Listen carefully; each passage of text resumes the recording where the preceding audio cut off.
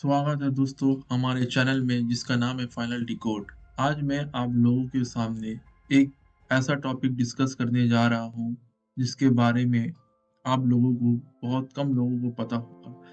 अगर आप लोग जियो पॉलिटिक्स से रिलेटेड जानकारी रखते हैं तो आप लोग को इसके बारे में पता होगा, नहीं तो नहीं पता होगा क्योंकि इसके बारे में ज़्यादा डिस्कशन नहीं होता है। तो मैं आज आप लोगों के सामने चाइना में एक बहुत बड़ा नरसंहार हुआ था जिसको बोला जाता है टियाननमेन स्क्वायर मैसेकर। ये टियाननमेन स्क्वायर मैसेकर क्या था इसके बारे में आज हम लोग जानेंगे। तो आप कभी ये सोचे हैं कि दुनिया भर में हर जगह प्रोटेस्ट होता है, हर एक कंट्री में प्रोटेस्ट होता है, बहुत जगह प्रोटेस्ट अनसक्सेसफुल होता है, कहीं पर सक्सेसफुल होता है, लेकिन चाइना में कभी प्रोटेस्ट होता नहीं है। क्यों नहीं होता? इसका पीछे कारण क्या है? क्या बहुत अच्छा वहाँ का सरकार है? चलिए ठीक है, बहुत हद तक लगता है कि वहाँ का गवर्नमेंट सही है, लोगों का लाइफ स्टाइल अच्छा, लेकिन ऐसा नहीं कि सबका सबका लाइफ स्टाइल अच्छा है। तो फिर भी प्रोटेस्ट क्यों नहीं होता है? इसके लिए हम लोग को बहुत पीछे जाना पड़ेगा, 1980 का दशक में जाना पड़ेगा, 1989 में। 1989 में ये तियाननमेन स्क्वायर मैसेकर हुआ था जो पूरा चाइना को हिला दिया था। ये वो दौर था जब हो सकता था, जब चाइना में एक रिवॉल्यूशन आ जाता और चाइना एक डेमोक्रेटिक कंट्री बन जाता, लेकिन इस दौर में चाइना ने अपने आप को डेमोक्रेटिक कंट्री होने से बचा लिया और आज तक एक डिक्टेटरशिप कंट्री है। One party one country system आज तक चल रहा है। हो सकता है 1989 में जो रिवॉल्यूशन आया था चाइना में, वो रिवॉल्यूशन सक्सेसफुल हो जाता।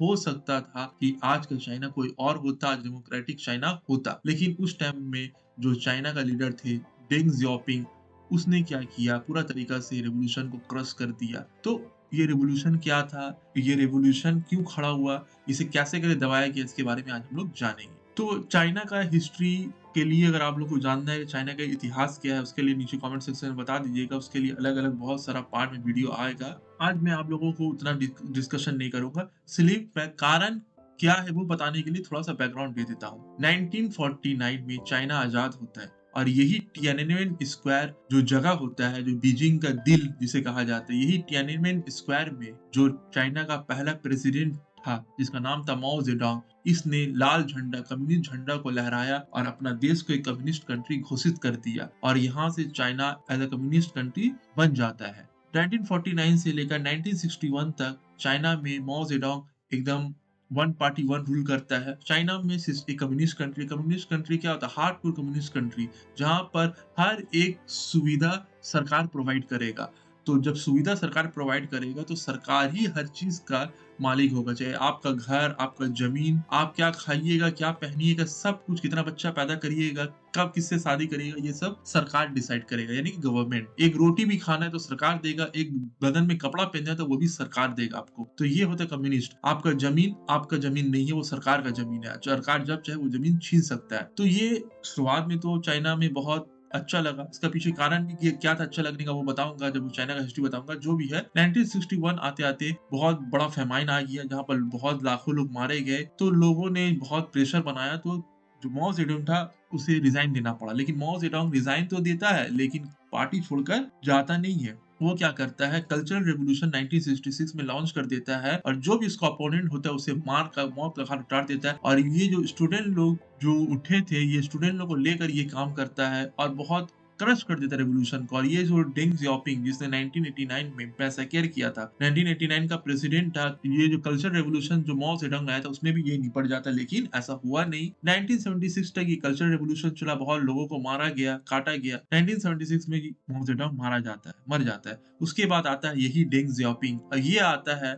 इस वक्त तक चाइना दुनिया से कट चुका था, बहुत सारा कंट्री चाइना को एज अ कंट्री मानते नहीं थे, उनमें से एक यूएसए भी था। 1976 में डेंग जियाओपिंग देखता है कि अगर ऐसे ही रहा तो चाइना बहुत दिन तक सरवाइव नहीं कर पाएगा, यहाँ पर कुछ भी हो सकता है, ग्रह युद्ध छिड़ सकता है और ताइवान में तो हमारा एक अपोनेंट गवर्नमेंट है जो कभी भी यूएस की मदद से यहाँ पर कैप्चर कर सकता है, तो मुझे एक मजबूत कंट्री बनाना पड़ेगा। तो वो क्या करता है, 1976 में एक कदम उठाता है, वो था लिबरलाइजेशन।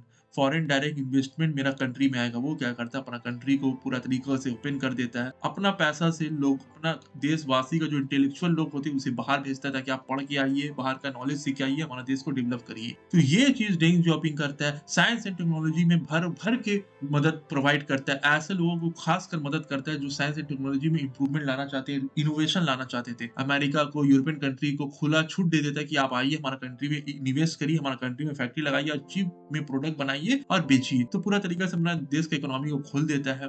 1980 का दशक आते थे, देश बहुत ज्यादा ग्रो करता है। साइंस एंड टेक्नोलॉजी बोलिए, हर एक चीज में प्रोडक्शन का हब बोलिए बन जाता है चाइना। लेकिन इसका एक नेगेटिव फैक्टर होता है। नेगेटिव फैक्टर ये होता है, चाइना ग्रो तो कर रहा था लेकिन ये ग्रोथ एक लिमिटेड लोगों तक सीमित था। पैसा आम जनता तक नहीं पहुंच सक रहा था। देश तो अमीर तो हो रहा था, देश का जीडीपी तो बढ़ रहा था, लेकिन देश का आम जनता जिस तक ये पैसा पहुंचना चाहिए था वो उस तक ये पैसा पहुंच नहीं रहा था। लोग गरीबी में जी रहे थे। यूनिवर्सिटी तो बहुत बन गया था, यूनिवर्सिटी में लोग बच्चे पढ़ पढ़ के निकल रहे थे, लेकिन उनके पास नौकरी नहीं था। क्यों? क्योंकि चाइना में उस हिसाब का पढ़ाई नहीं कराया जाता। क्योंकि फॉरेन कंपनी जब चाइना में आ रहा था तो उन लोग को स्किल स्टूडेंट चाहिए था। तो जो स्किल था, जो इंग्लिश अच्छा बोलता था, उसे तो नौकरी मिल जाता था। लेकिन जो अनस्किल वर्कर होता था या जो लेस स्किल वर्कर होता था, जिसका इंग्लिश अच्छा नहीं होता, तो उनको नौकरी मिलना मुश्किल हो जाता था। तो ग्रेजुएट तो बहुत हो गए थे लेकिन नौकरी बहुत कम था। और फॉरेन कंट्री कितना नौकरी देगा? आज के चाइना को मत चाइना समझिए कि आज का चाइना है। उस दौर में चाइना इंडिया में ज्यादा डिफरेंस था नहीं। चाइना भी एक गरीब कंट्री था, तो सरकार भी गवर्नमेंट जॉब कितना ही देगा। और फॉरेन कंट्री तो उस टाइम नया नया निवेश कर ही रहा था, तो कितना जॉब प्रोवाइड करेगा। लेकिन देश का आबादी भी बहुत ज्यादा तेजी से बढ़ रहा था। लोग नए नए पढ़े लिखे लोग आ रहे थे, फॉरेन से जो पढ़े लिखे लोग आ रहे थे वो लोग बोले कि ये क्या हो रहा है, सरकार में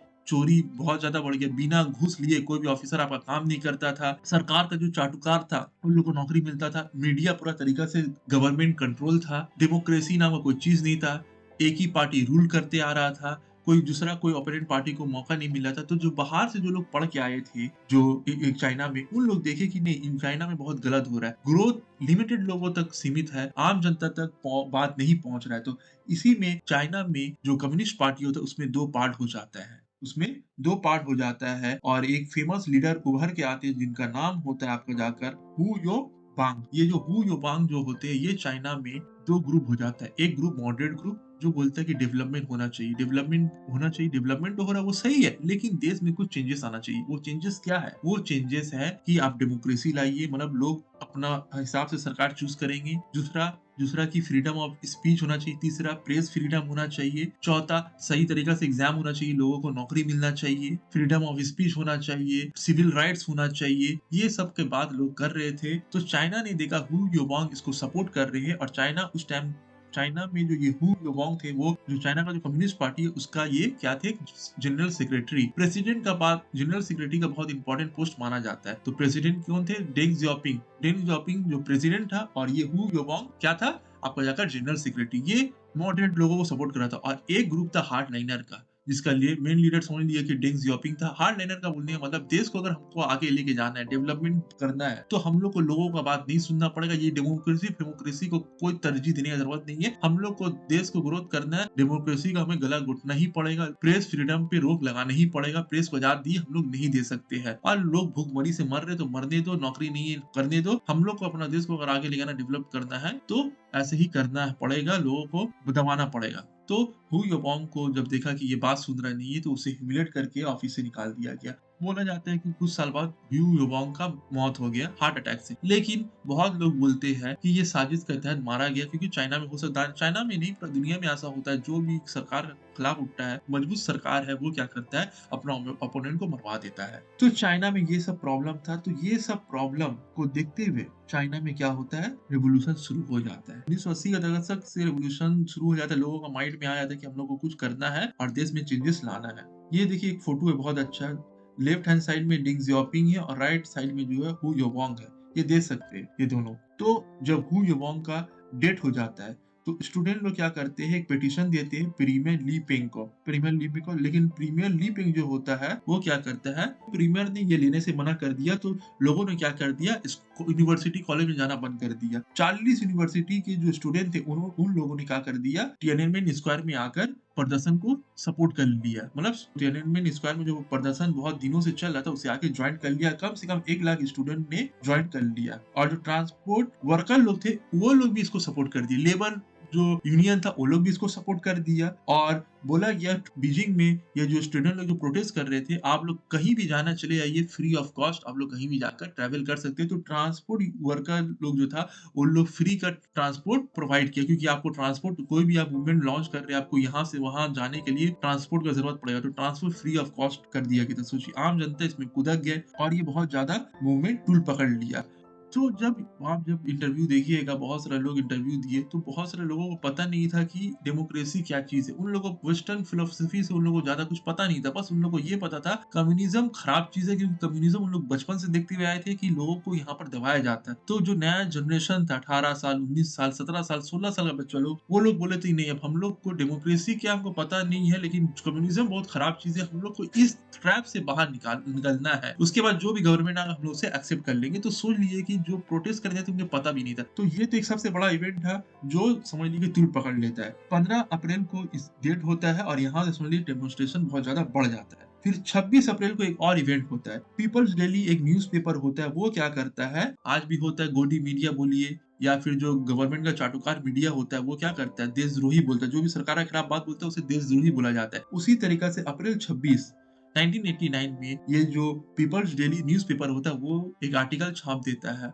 और वो न्यूज़ में अपना ये बात फैला देता है, ये जो प्रोटेस्टर लोग हैं ये लोग एंटी गवर्नमेंट, एंटी पार्टी और एंटी नेशनल है। ये बोलते थे, जिससे लोग और गर्म हो जाते और समझ लिए कि प्रोटेस्ट चालू होता है। प्रोटेस्टर एकदम लाखों की तादाद पे तिएननमेन स्क्वायर पे प्रोटेस्टर आ जाते। प्रोटेस्टर लोग तिएननमेन स्क्वायर को बैरिकेड देके बंद कर देते हैं, कैंप लगा लेते हैं, वहीं पर रहते हैं। फिर एक और जनरल सेक्रेटरी आते हैं जिनका नाम था जॉर्ज जियांग, वो भी सपोर्ट करते हैं आपका जाकर। 4 मई को वो अनाउंस करते हैं कि मैं भी सपोर्ट कर रहा हूँ। तो डेंग सियाओपिंग बहुत घबरा जाता है। एक को मैंने हटाया था इसलिए कि ये जो सपोर्ट कर रहा था ये भी आके सपोर्ट कर रहा है। तो 13 मई को जब पता चलता है आपका जाकर स्टूडेंट लोगों की एक बहुत बड़ा लीडर चाइना में आने वाला है। वो लीडर कौन था? वो लीडर का नाम था मिखाइल गोर्बाचेव। तो मिखाइल गोर्बाचेव जो था वो इंडिया मतलब कि चाइना आने वाला था। ये मिखाइल गोर्बाचेव का बता दूं, ये यूएसएसआर का लास्ट प्रेसिडेंट गुजरा है। कि बाकी जितना भी यूएसएसआर में लीडर गुजरे थे उन सब से ज्यादा रिफॉर्मिस्ट जिसे कहा जाए ये लीडर था। तो स्टूडेंट लोग सोचे कि ये अपना चाइना में आ रहा तो ये हमारा बात आगे रखेगा, इसका सामने अगर प्रोटेस्ट करते हैं तो हो सके, क्योंकि चाइना किसका पॉकेट में था उस टाइम में, रशिया का, यूएसएसआर का पॉकेट में था।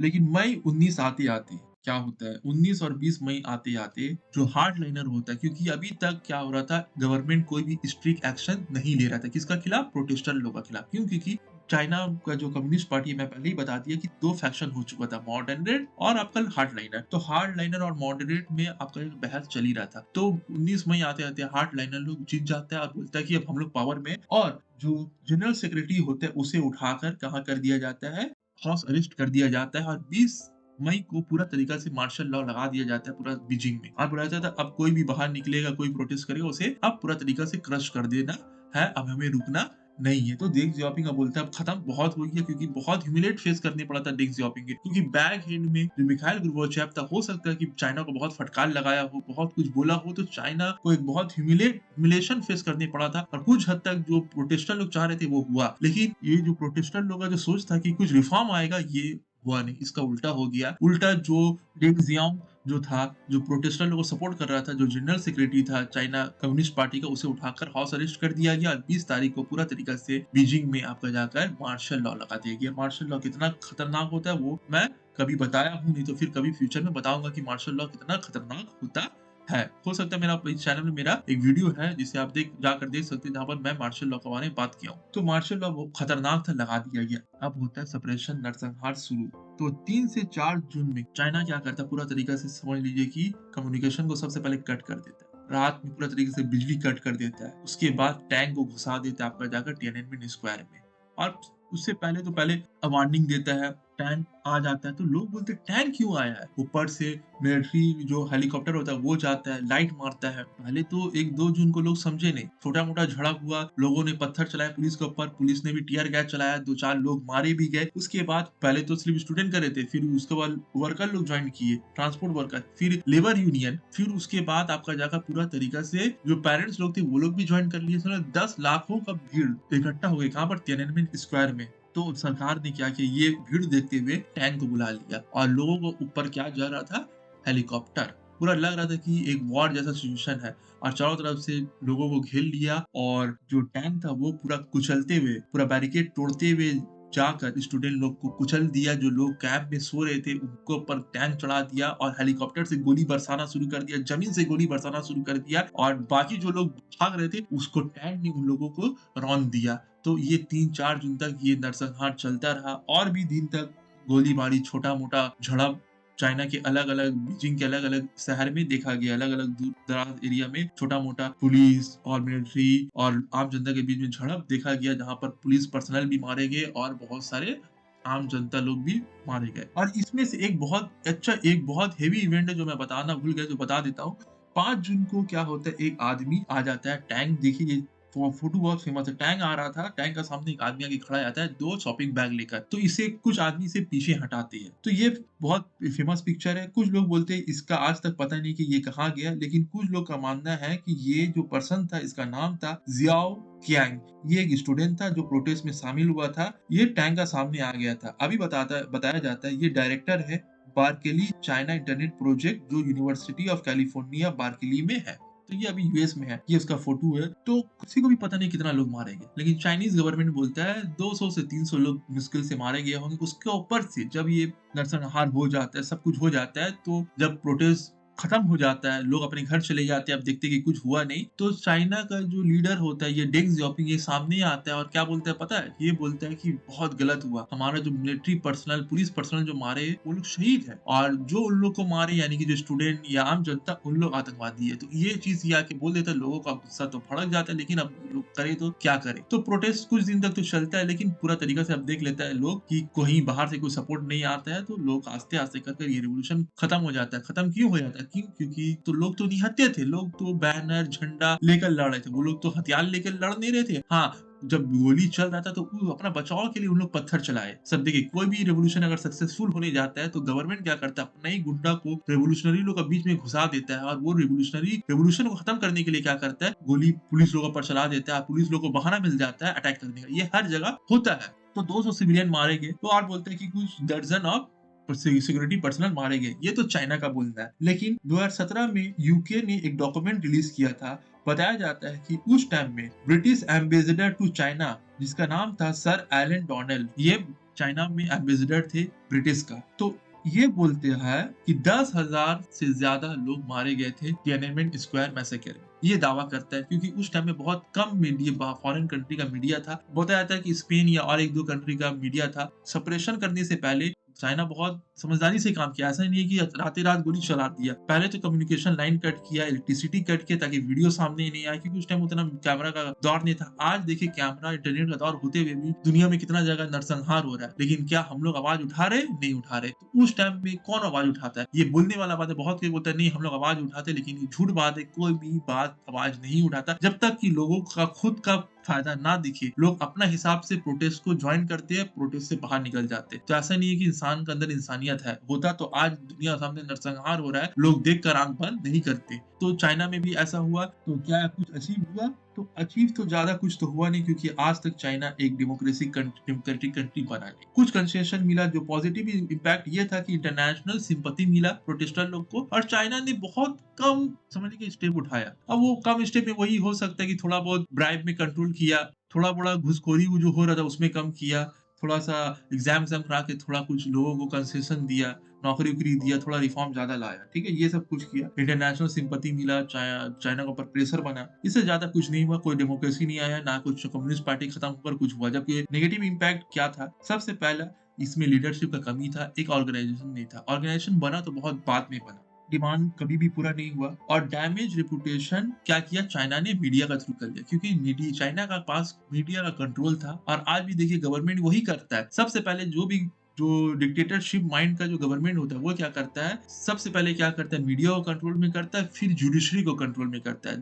तो चाइना का हाथ में ये दोनों चीज था। मीडिया का पूरा तरीका से फुल कंट्रोल में था। तो जो भी हुआ, तो मीडिया ने ऐसा दिखाया कि कुछ हुआ नहीं, और उल्टा जो प्रोटेस्टर लोग थे उन लोग ने सिक्योरिटी पर्सनल को मारा। बाकी सिक्योरिटी पर्सनल लोग ने तो अपना, जिसको बोला था ना, सेफ्टी में, बचाव में गोली चलाया। उसमें से 2-4 लोग मारे गए होंगे तो मारे गए होंगे, लेकिन असल नुकसान तो सरकार का हुआ। सरकार का प्रॉपर्टी का नुकसान हुआ, गवर्नमेंट का नुकसान हुआ। और सरकार का नुकसान मतलब किसका नुकसान? जनता का नुकसान। ऐसा करके दिखाया। तो बाकी जो देश के लोग थे, जो दूर दराज चाइना में रहते थे, उन लोगों को पता लगा कि सही बात है, ये कोई मूवमेंट है। क्योंकि आज तक चाइना में तिएननमेन स्क्वायर के बारे में कभी किताब में पढ़ाया नहीं जाता। इंटरनेट वहां पर है नहीं, वहां का अपना इंटरनेट है, तो लोगों को इसके बारे में ज्यादा नॉलेज नहीं है। और आज का जनता तो भूल ही चुकी है, क्योंकि चाइना बहुत कंट्रोल सेंसरशिप लगता है। और पूरा दुनिया अभी यही चीज मीडिया कंट्रोल में लगा हुआ है। पूरा तरीके से मीडिया को कंट्रोल करो। और बहुत ज्यादा लोगों को इसमें अपना जान गंवानी पड़ा। 10,000 12,000 सोच रहे 1-2 दिन में मारा गया। इसके बाद सरकार और समझ लीजिए ज्यादा सख्त हो गया और ज्यादा हर चीज को